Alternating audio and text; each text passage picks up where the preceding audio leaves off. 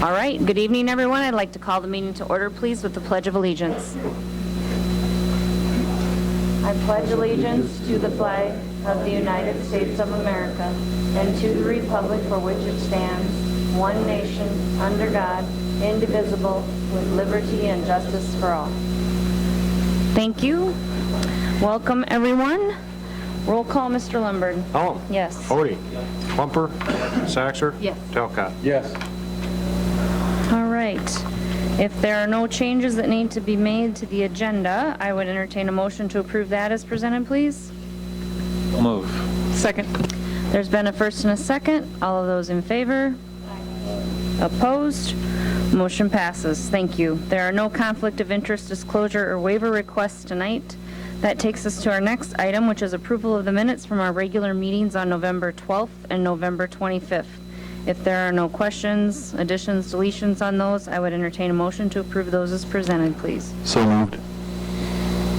Second. There's been a first and a second. All of those in favor? Opposed? Motion passes. Thank you. No community input tonight, so that takes us to the financial items, bills and claims. Mr. Lundberg. Okay. I would certainly entertain any questions from the board members. I did have a few items noted. On page 1, check to the Brandon Valley Food Service web store sales. That's all the credit card sales that have been deposited into the general fund, reimbursing that. I'll point that out when I go over our revenue and expenditure reports again.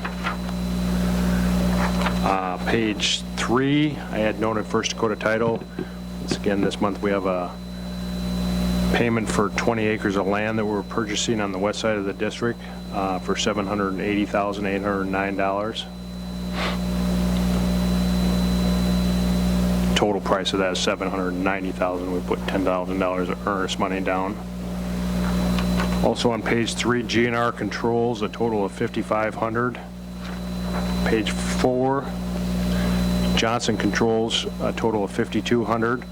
And also on page 4, Kerr and Blaine, a total of $13,160. A lot of items for building level repairs that I've noted as a potential budget concern for 1920, so I'm monitoring that very closely and trying to do whatever we can, but obviously there's not a lot to, monitor on a building type repair, but trying to work with Ty on keeping that to a minimum. Page 8, we have a bond payment for the Valley Springs / High School / Fred Assam Elementary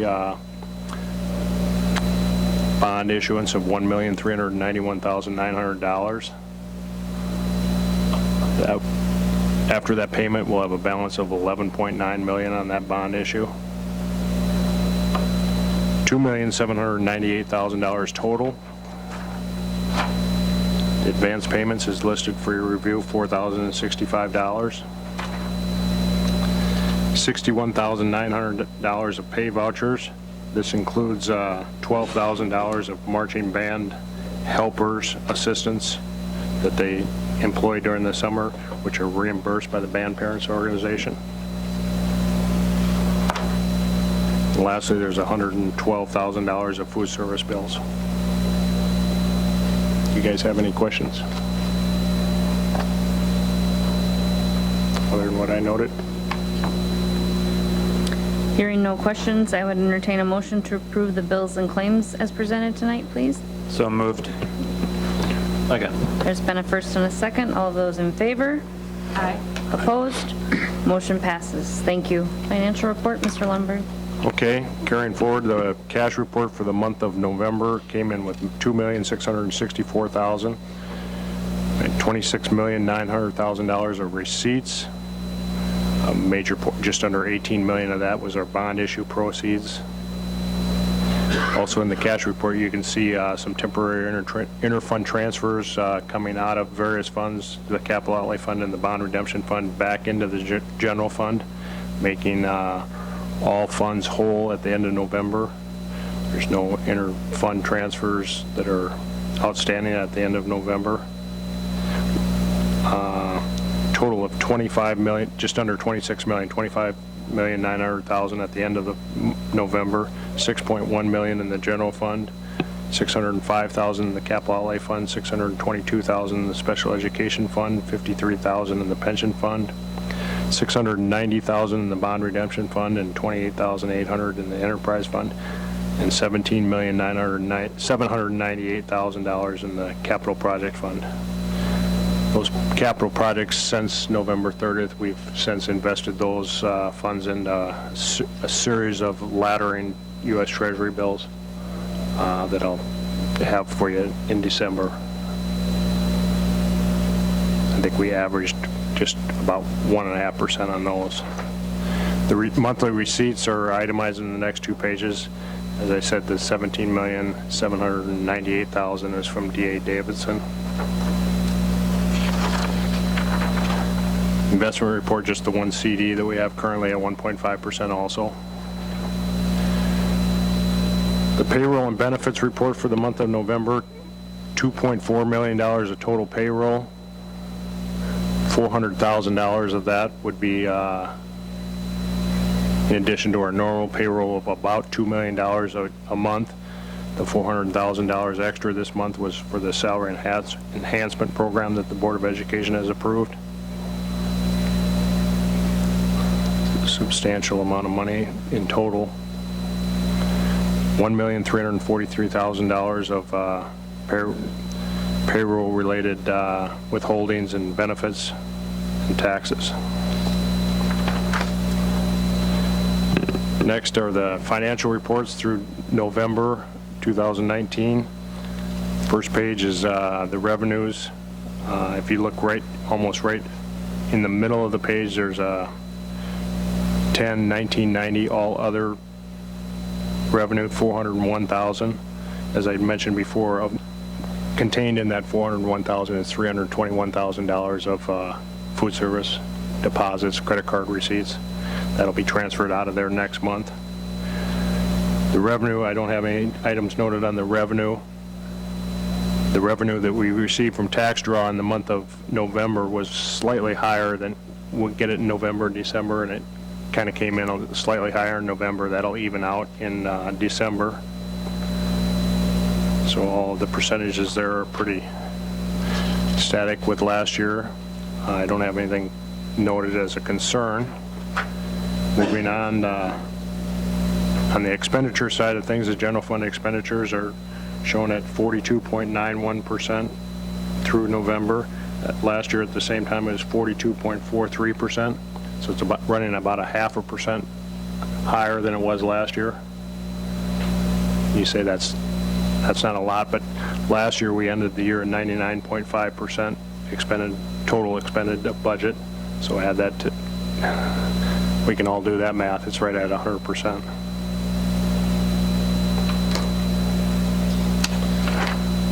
Capital outlay, nothing out of line there.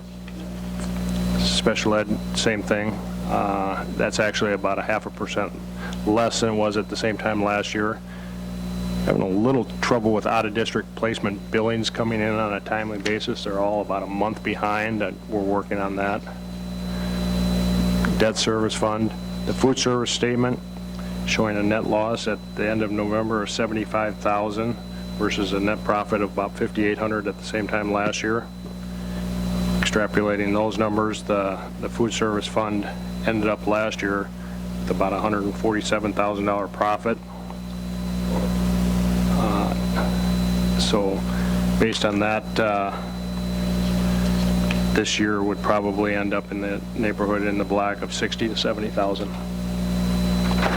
Trust and agency report is last, $194,155 of amounts held for others. Questions? Comments?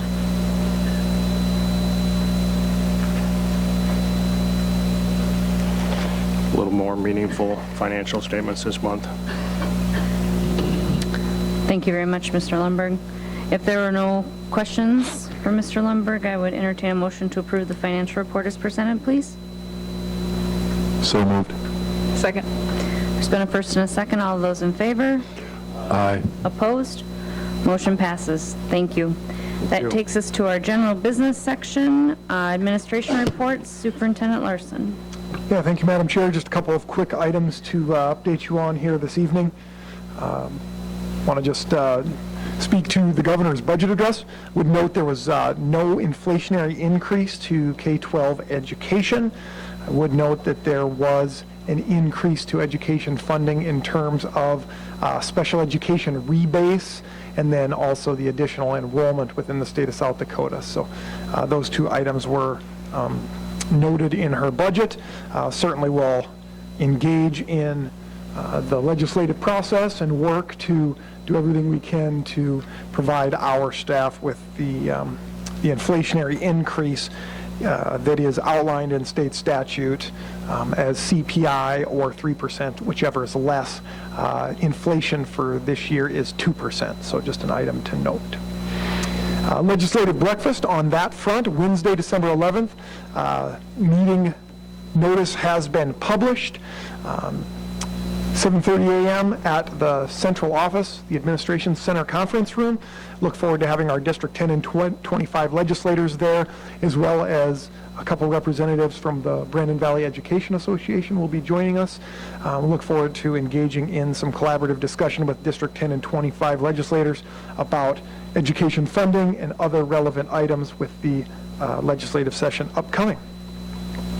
You guys have heard the academic calendar is in the progress of being created. We'll have an initial presentation for you at our next Board of Education meeting, or I should say our next regularly scheduled Board of Education meeting on January 13th.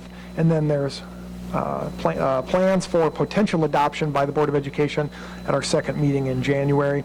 Again, when I get asked about it, I just reference the words consistent and corresponding. So if you can think about our calendar this year and how that might look next year, I'd tell you that the 2021 academic calendar is very consistent and corresponding. Elementary school construction timeline. We're currently working that construction planning phase, putting the final touches on that. Ultimately, the advertisement will go out here in January, and then ultimately a bid opening will happen in early February. That, of course, will be brought to the Board of Education at a February Board of Education meeting. Look forward to construction beginning in the spring of 2020, with the target and the ultimate important date being the fall of 2021 when the school will open. I want to note we will be holding an all-staff safety in-service. That will happen on Friday, January 10th. The district safety committee, and specifically the district administrative members of the safety committee, have put in a lot of time and effort in creating an agenda that is meaningful and will greatly enhance our safety program for our staff and students.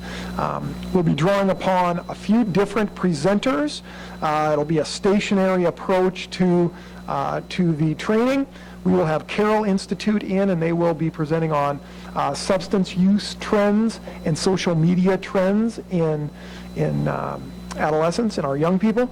We'll be drawing upon Stop the Bleed, which is a national program through the Department of Homeland Security. We have individuals coming from emergency management out of Minnehaha County, as well as healthcare providers from Avera and Sanford. We also have law enforcement that will be teaching that component of our safety training, Stop the Bleed.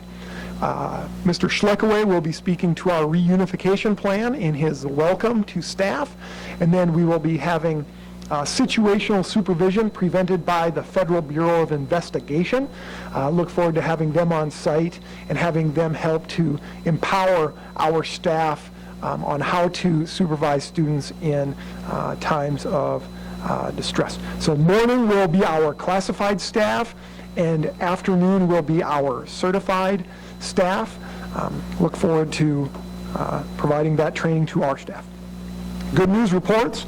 We'll start back up. Second meeting of the month, January, Brandon Valley High School will be providing a presentation. We're going to draw upon our recently adopted human body systems, principles of biomedical science, which we hope to grow into human body systems next year. So we will have the biomedical sciences teacher here with us, share how that program is going and how we look forward to it enhancing our programming in the future. And then you can see our other various levels will be presenting out. Good News Report, second meeting of the month. A couple items to note. It's hard to believe we're already at this time of the year, but on Friday, December 20th, there will be a 2-hour early dismissal. Winter break will occur December 23rd through January 1st. School will resume on January 2nd. And then we get into the workshop in-service day on the 10th of January, no school for in-service on the 20th of January, and then into President's Day weekend in February with no school on Friday, February 14th, no school on Monday, February 17th. That is all I have at this point in time, but certainly would entertain any questions you may have.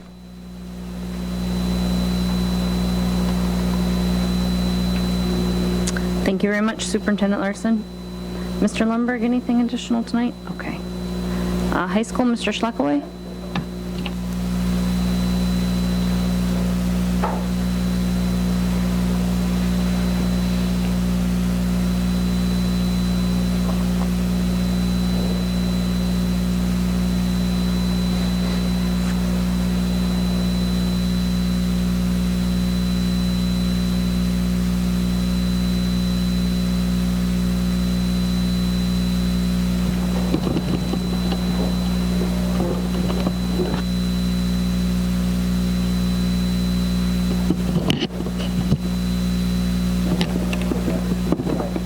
Help this back to it doesn't work. Okay, cool.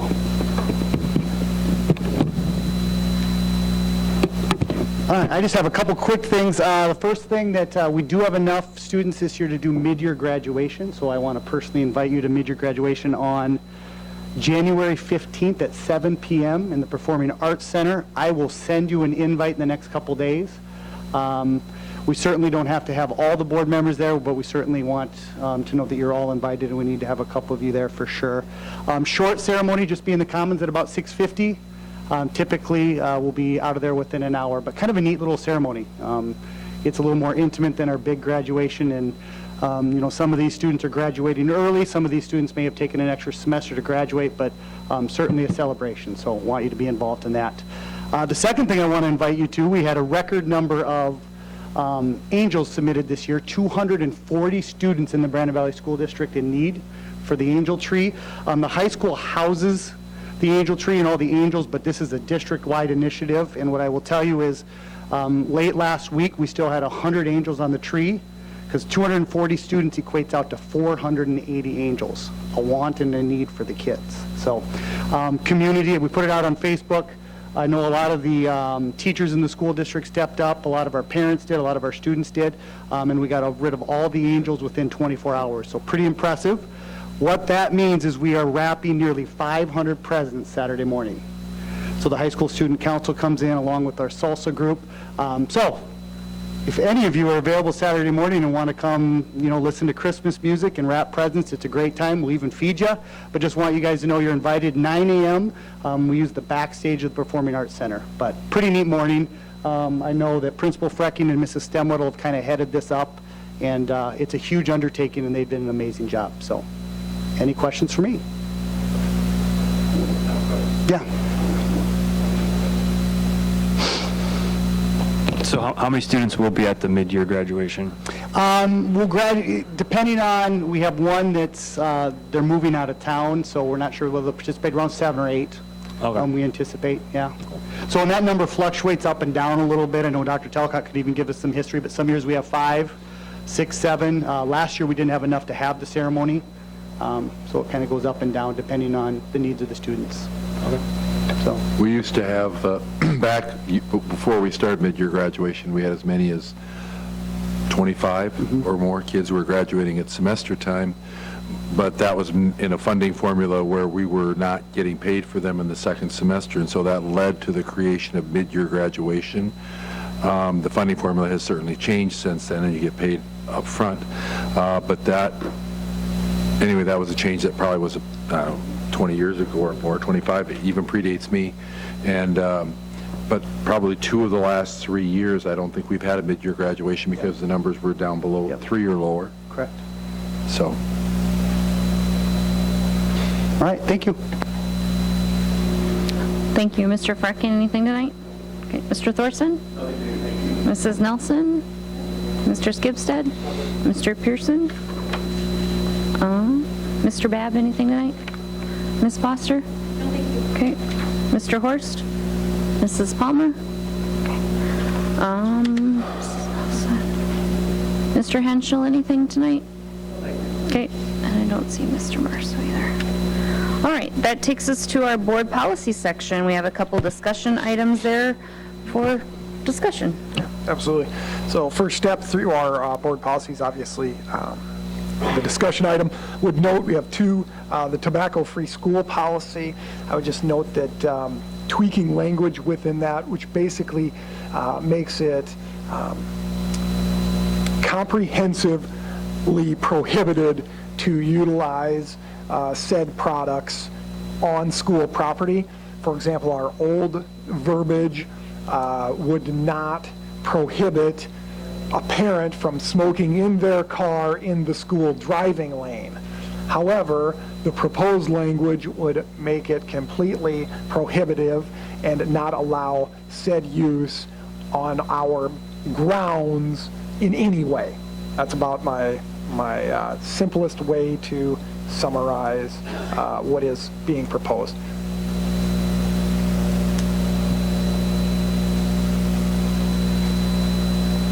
In terms of the second item, the facilities planning and development, naming facilities, drew upon neighboring districts policy and then also inserted two components that are specific, I guess, to our previous practice or our prior practice. Item 1 and 2, specifically donation of land by school district patron, and then the second item is specific naming rights as outlined within a purchase agreement. I think we certainly can draw upon Robert Bennis Elementary, Fred Assam Elementary for the first bullet point, and then the second bullet point would be as clear as our east side owned property has a naming component within the purchase agreement.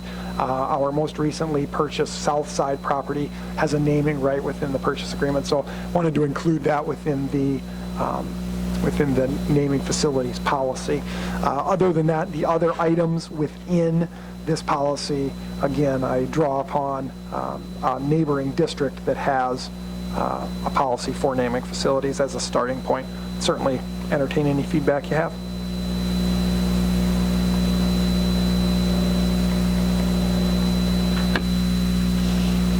I have a quick question about that. How does it go? How do you go about choosing the parents and teachers and various people for the committee? Yeah, that's a great question. I would tell you that I would draw upon probably like presidents of a PTA or high school student council, president and vice president, that type of item. Yeah, those types of people who have been vested and involved to some level already. Go from there. Yep. I apologize if this is out of order. Going back to the tobacco-free school policy, I know that we have a list that is not intended to be exhaustive. Wondering where it falls in for those that may be using any kind of patches to be somewhat maybe to be quitting smoking but are on patches. I know that there are some policies that state those, some that don't, how we may view those. So that might be something to review at a later date. Sounds good. What I would tell you is I would appreciate the opportunity to do a little bit of research and investigation into that.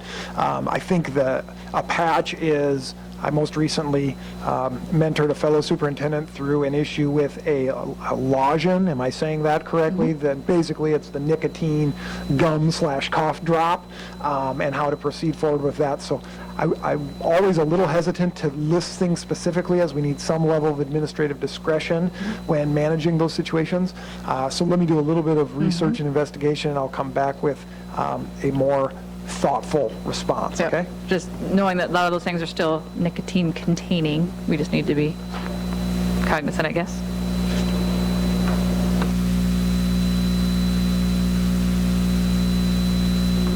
Anything else on the policies for tonight? I have another quick question about the name of the building and that policy. So when that committee is formed and they come up with basically their idea for the name, does the board approve that ultimately? Yes, sir.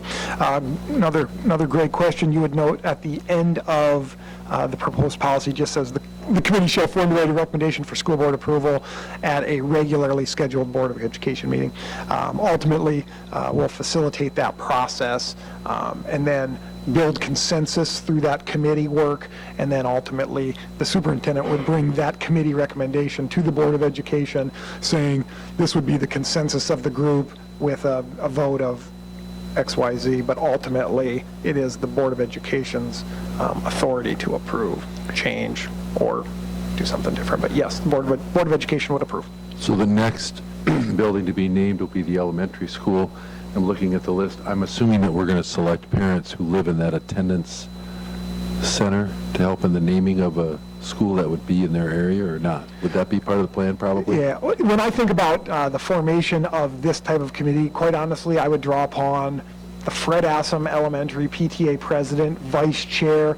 I would probably extend the invitation to them and then also say, feel free at your PTA meeting to share with any members that are interested in attending, because that's a majority of where that elementary district will come from. Again, that would be my strategy for that specific elementary. Go from there. Thank you.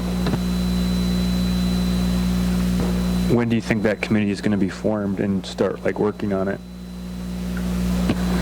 I would tell you that after your board policy is approved following the second reading, then it would be appropriate for me to form that policy or form that committee and start the process. So you're talking February is when that will begin?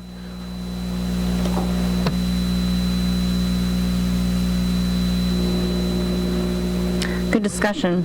And to note, we've never had to do the naming piece before, so this is all new, groundwork that we're laying. So thank you, Superintendent Larson, for leadership on that, because we've, never had to do this before.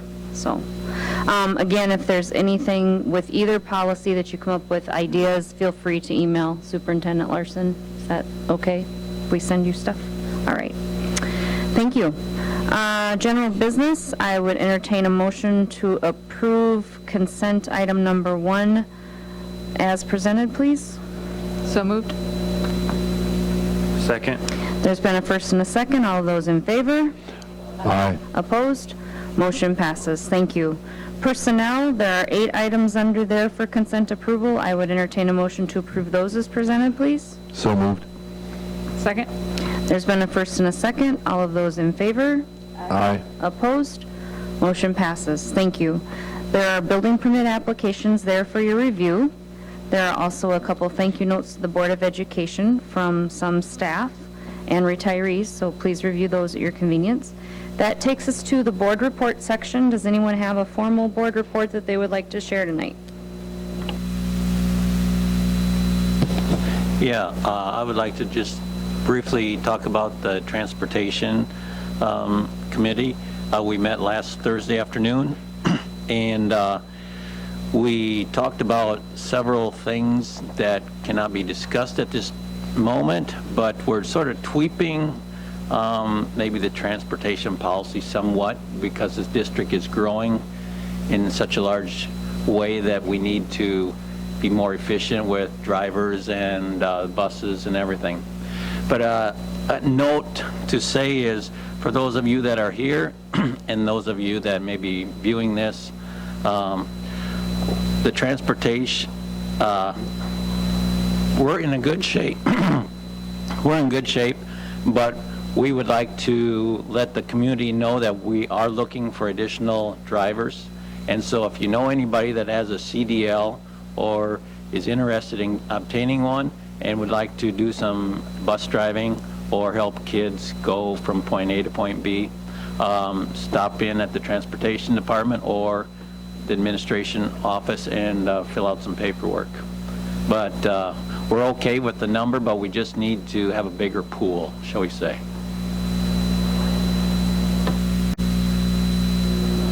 Thank you, Mr. Odie. Anyone else have a formal board report tonight? I know Superintendent Larson already spoke to the governor's budget address.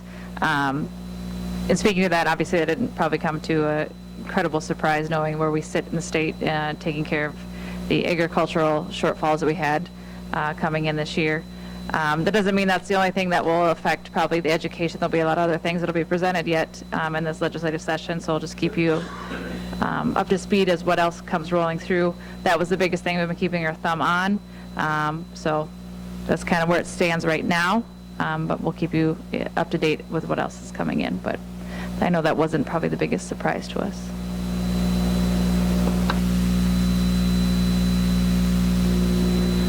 Anyone else?